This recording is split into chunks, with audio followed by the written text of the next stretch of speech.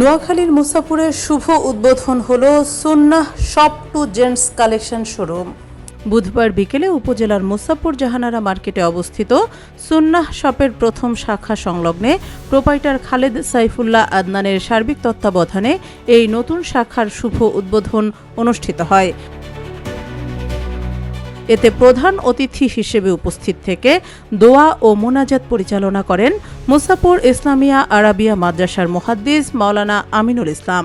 এছাড়াও শুভ উদ্বোধন অনুষ্ঠানে আরও উপস্থিত ছিলেন বসুরহাট দিঘি মার্কেট ব্যবসায়ী রাকিব নূর, মুসাপুর মদিনা সুইটসের স্বত্বাধিকারী আফতাব হোসেন শাহিন, সমাজসেবক আব্দুস সালাম দুখু, বামুনীবাজার ব্যবসায়ী মোহাম্মদ আলী মাস্টার, রামপুর ইউনিয়ন জিয়া মঞ্চ নেতা মামুন হায়দার, ব্যবসায়ী নুরুল্লাহ সহ বিভিন্ন শ্রেণী পেশার ব্যক্তিবর্গ উপস্থিত ছিলেন।